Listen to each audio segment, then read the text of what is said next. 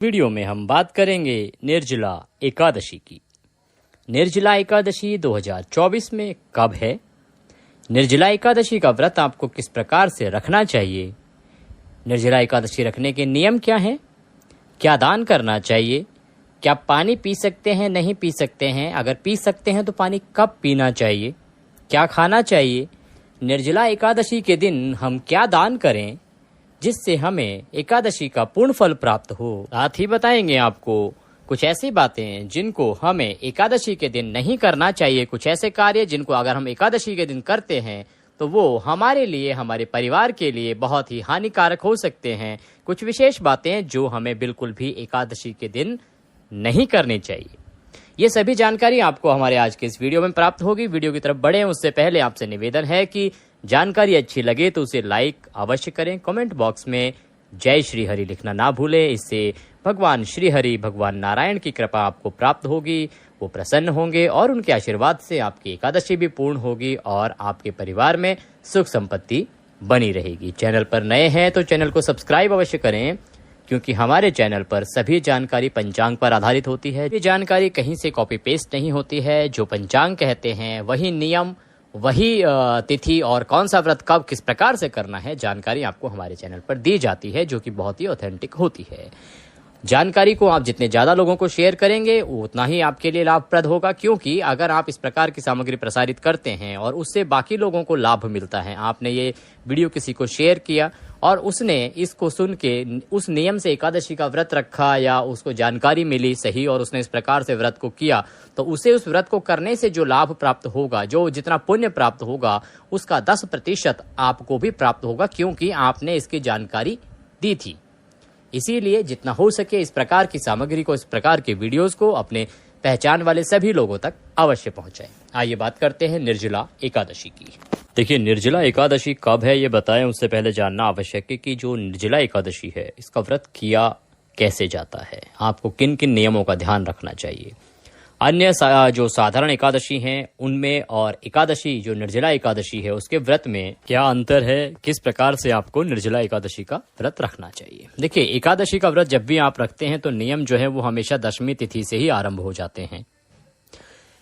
इसमें विशेष रूप से आपको दोपहर के बाद, दशमी तिथि को दोपहर के बाद भोजन नहीं करना चाहिए। यही नियम निर्जला एकादशी के लिए भी है। आजकल क्योंकि बहुत सारी परेशानियां हैं, कुछ शारीरिक परेशानियां होती हैं, कोई बहुत अधिक शुगर पेशेंट है या इस प्रकार की जो भी परेशानियां हैं, तो फिर उस केस में क्या कहते हैं कि आप रात्रि का भोजन तो कर सकते हैं दशमी तिथि को, परंतु आप तामसिक जो भी पदार्थ हैं उनको उसमें ग्रहण ना करें। लहसुन प्याज आदि पूर्ण रूप से वर्जित हैं। रात्रि को दंत धावन आदि करके सोना चाहिए। निर्जला एकादशी के दिन क्योंकि पानी नहीं पिया जाता है, तो नियम कहता है कि आप अगर पानी पीना चाहते हैं तो पानी पी लीजिए 3:30 से 4 बजे के बीच, क्योंकि उसके बाद ब्रह्म मुहूर्त शुरू हो जाता है और उसके साथ ही निर्जला एकादशी का व्रत भी आरंभ हो जाता है। इसीलिए 3:30 से 4 के बीच का जो समय है सुबह का, उसी में आप पानी पी सकते हैं। शास्त्रों के अनुसार यही नियम है। उसके बाद आप अगर निर्जला व्रत रख रहे हैं तो पूरे दिन पानी नहीं पिएंगे, अगले दिन ही पानी पिया जाएगा। एक विशेष जो और अंतर है वो ये कि अन्य जो एकादशियां हैं उनमें हम जिस दिन एकादशी का व्रत रख रहे हैं उस दिन शाम को फल आहार कर लेते हैं, फल खा लेते हैं, सावक की खीर खा लेते हैं, सावक की खिचड़ी खा लेते हैं, इस प्रकार की चीजें हम खा लेते हैं। लेकिन अगर आप निर्जला एकादशी का व्रत कर रहे हैं, जो निर्जल व्रत रख रहे हैं, तो उसमें ये व्रत 24 घंटे का होता है। इसमें आप उस दिन शाम को भी कुछ नहीं खाएंगे। आपको जो भी खाना है पीना है वो अगले दिन ही सूर्योदय के बाद जो पारण का समय होता है उसी में आप अपना व्रत खोलेंगे, तभी कुछ खाएंगे, तभी आप कुछ पिएंगे। हाँ, आप इसमें चरणामृत अर्थात भगवान विष्णु का जो प्रसाद के रूप में एक हथेली पर थोड़ा सा चरणामृत ले सकते हैं भगवान का, उसमें थोड़ा तुलसी दल डाल सकते हैं, थोड़ा सा जल लें और उसमें मिश्री अवश्य मिलाएं और उसके बाद भगवान को भोग लगा के, भगवान को स्मरण करके शाम के समय चरणामृत ग्रहण कर सकते हैं। कुछ लोग कहते हैं दूध पी सकते हैं क्या? जी नहीं, दूध नहीं पी सकते हैं। कुछ लोग कहते हैं चाय पी सकते हैं क्या? जी नहीं, आप चाय नहीं पी सकते हैं अगर आप निर्जला एकादशी का पूर्ण नियम के साथ व्रत रखना चाहते हैं तो। पर कुछ केस में अपवाद है आजकल, क्योंकि बहुत सारी शारीरिक परेशानियां हैं, कुछ बीमारियां ऐसी हैं जिसमें बहुत अधिक समय तक आप बिना खाए पिए नहीं रह सकते। तो ऐसे हालात में अगर आपके साथ ऐसी कोई परेशानी है तो आप इतना कठिन व्रत ना रखें और आप समय समय पर इस प्रकार से जल ग्रहण कर लें और आप चाय आदि पी सकते हैं। पर यह विशेष परिस्थितियों में है। आपके साथ अगर कुछ शारीरिक परेशानी है, आप नहीं कर पाते कठिन साधना के साथ, तो आप इस प्रकार से इतना कर सकते हैं, पी सकते हैं, ले सकते हैं। बात करते हैं कि आपको पूजा किस प्रकार से करनी है। देखिए, जिस दिन आप व्रत कर रहे हैं निर्जला एकादशी का, तो आप प्रयास करें ब्रह्म मुहूर्त से पहले उठ जाएं और उसके बाद स्नान आदि करने के बाद सूर्य को जल दें। अगर ब्रह्म मुहूर्त में नहीं उठ पा रहे हैं तो सूर्योदय से पहले तो अवश्य उठ जाना चाहिए। स्नान आदि करने के बाद सूर्य को सर्वप्रथम जल देंगे। सूर्य को जल देने के बाद आपका जो पूजा स्थल है, जहाँ पे आपको एकादशी की पूजा करनी है, भगवान श्री हरि की पूजा करनी है, आपका जो मंदिर है वहाँ पे बैठ जाएं आसन लगा के। अगर भगवान की आपके पास कोई तस्वीर है श्री हरि की तो उत्तम है, नहीं है तो एक कोई चौकी लें, उस पर भगवान श्री हरि की कोई तस्वीर या प्रतिमा स्थापित करेंगे। स्थापित करने के लिए उस चौकी पर हो सके तो पीला वस्त्र बिछाएं, उस पर थोड़े से पुष्प रखें। पुष्प जो आसन के रूप में रखेंगे आप, उसके ऊपर भगवान की प्रतिमा या तस्वीर स्थापित करेंगे। फिर भगवान को आप स्नान कराएंगे। स्नान कराने के लिए अगर प्रतिमा है तो आप पंचामृत से पूरा अच्छे से उनका अभिषेक कर सकते हैं। पंचामृत, घी, दूध, दही, शहद आदि से पंचामृत बनाइए और भगवान का पहले शुद्ध जल से, फिर पंचामृत से और फिर शुद्ध जल से अभिषेक कराइए। अगर आपके पास कोई ऐसी प्रतिमा नहीं है तो आप सांकेतिक स्नान कराइए। एक लोटा या ग्लास लीजिए, उसमें शुद्ध जल लीजिए, थोड़ा गंगा जल उसमें अवश्य मिला लीजिए। फिर आप भगवान को सांकेतिक स्नान के लिए एक पुष्प से भगवान को छींटे दीजिए या 2 उंगलियों से पानी में डुबो के भगवान को छींटे दीजिए। आप साफ वस्त्र से उनको पोंछिए। पोंछने के बाद रौली, कुमकुम आदि से तिलक लगाइए। रौली, कुमकुम आदि से तिलक लगाने के बाद आप भगवान को पुष्पों की माला पहनाइए, पुष्प अर्पित कीजिए, घी का दिया जलाइए, धूप जलाइए। अब आप व्रत करने का संकल्प करेंगे। संकल्प का बड़ा साधारण विधान हम आपको बता देते हैं।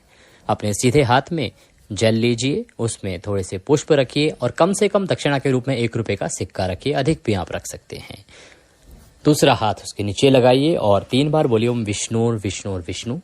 अपना नाम, अपना गोत्र समुत्पन्नाय, अर्थात आपका गोत्र जो है जिसमें आप उत्पन्न हुए हैं, जो स्थान, जो मकान नंबर है जहाँ पे आप उस समय बैठे हुए हैं, मकान नंबर, क्षेत्र का नाम, शहर का नाम, एकादश्यायाम पुण्यतिथि हो, वार है उस दिन, वह वार बोलिए।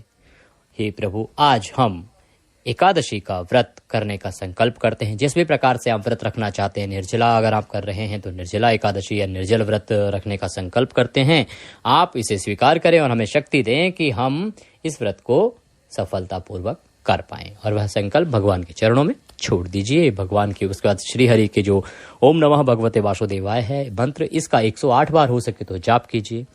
जाप करने का समय नहीं है, भागदौड़ भरी जिंदगी है, तो आप कथा अवश्य सुने। एकादशी के व्रत की कथा, प्रत्येक एकादशी की अलग अलग कथा होती है।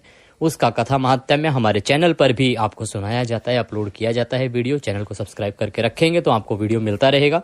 आप भगवान की कथा सुने, सुनने के बाद आरती करें। आरती करने के बाद भगवान को भोग लगाएंगे। भोग लगाने के बाद प्रसाद बंधु बांधवों में बांट देंगे। आज एकादशी आप निर्जला का अगर व्रत कर रहे हैं तो निर्जला एकादशी के दिन आप कोई भी प्रसाद आदि ग्रहण नहीं करेंगे, क्योंकि व्रत आपका अगले दिन पूर्ण होगा। उसके बाद आप दैनिक कार्यों में लग जाएं, दैनिक कार्यों में लगे रहें। शाम के समय हो सके तो भगवान का कीर्तन कीजिए, श्रीहरि का जागरण कीजिए, उनका जो भी हो सके गुणगान कीजिए। और उसके बाद अगले दिन आप जो पारण का समय आपको बताया जाएगा, आज के इस वीडियो में भी हम बताएंगे पारण का समय, उस समय में पारण कीजिए और भगवान का व्रत पूर्ण कीजिए। अब बताते हैं आपको कि आपको निर्जला एकादशी वाले दिन क्या दान करना चाहिए, क्या चीजें हैं जिनको आप दान कर सकते हैं। देखिए, निर्जला क्योंकि एकादशी है, ये हमेशा बहुत ही गर्मी के मौसम में आती है, इसलिए इस दिन जल का दान श्रेष्ठ है, घड़े का दान श्रेष्ठ है। आप एक घड़ा लाइए, जल दान कीजिए या कहीं प्याऊ लगवाइए, पानी पिलाने का लोगों को इंतजाम कीजिए, ये सर्वोत्तम है। इस दिन पंखा दान कीजिए। पहले हाथ के पंखे दान किए जाते थे, अगर आपके पास सामर्थ्य है, आप अधिक कर सकते हैं तो आप इलेक्ट्रॉनिक जो पंखे आते हैं वो दान कीजिए। किसी ब्राह्मण को दान कीजिए, किसी मंदिर में दान कीजिए, कोई भी ऐसा सेवा स्थल का क्षेत्र है वहां पे आप इसको दान कीजिए। फलों का दान कीजिए, दूध का दान कीजिए। ये दान श्रेष्ठ दान है। शरबत बनवा के बंटवा सकते हैं, आम, तरबूज आदि का दान कर सकते हैं, शक्कर का दान कर सकते हैं। पितृदोष और चंद्र दोष से अगर आप मुक्ति पाना चाहते हैं तो निर्जला एकादशी के दिन आप जल का दान अवश्य करें। इससे आपको अवश्य ही पितृदोष और चंद्र दोष से मुक्ति मिलती है। फिर से हम बताना चाहेंगे, निर्जला एकादशी वाले दिन आपको नमक आदि किसी भी चीज को नहीं छूना है, नहीं खाना है, नहीं ग्रहण करना है, भोजन पानी आदि भी नहीं ग्रहण करना है। अगर आप पूर्ण नियम से व्रत रखना चाहते हैं तो अगर कोई शारीरिक अक्षमता है तो आप उस हालात में दूध आदि ग्रहण कर सकते हैं, पानी आदि ग्रहण कर सकते हैं। फिर आप साधारण रूप से भी इस व्रत को कर सकते हैं। अब बात करते हैं कि ये जो निर्जला एकादशी है ये है कब। देखिए, इस वर्ष जो एकादशी तिथि है वो आरंभ हो रही है 17 जून को सुबह 4:43 से और इसकी समाप्ति होगी 18 जून की सुबह 6:24 पर। व्रत जो है वो उत्तम व्रत रखा जाएगा 18 जून को।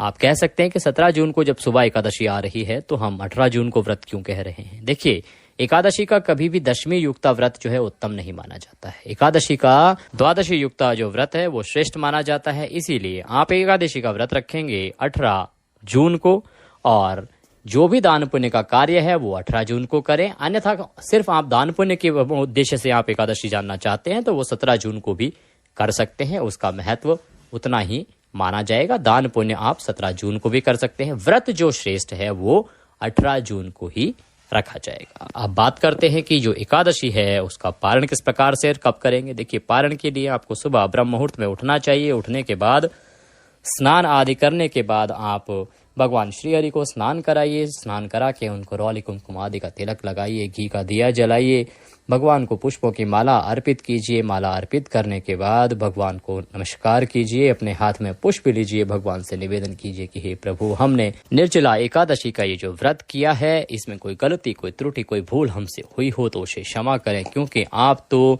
दया सिंधु हैं और हम आपके दर के भिखारी हैं। प्रभु, हमारी गलतियों को क्षमा करते हुए हमें दया का आशीर्वाद प्रदान करें। इसके निमित्त हमारे पास आपको देने के लिए कुछ नहीं है। मालती मलका जाति तत्राण निश्चयुक्तम। हे प्रभु, हम क्या दे सकते हैं आपके लिए। हमारे पास सिर्फ पत्र पुष्प की ये भेंट है, इसको स्वीकार करें और हमें दया का आशीर्वाद प्रदान करें। इस प्रकार से वो पुष्प भगवान के चरणों में छोड़ दीजिए। भगवान को भोग लगाइए। भोग में तुलसी दल अवश्य रखिए। तुलसी दल से भोग लगाना है। आप भोग बनाने के लिए देखिए, इस दिन आप पीले चावल बना सकते हैं, आप पूड़ी हलवा बना सकते हैं भगवान को। इसके अलावा आप फलों का भी भोग लगा सकते हैं।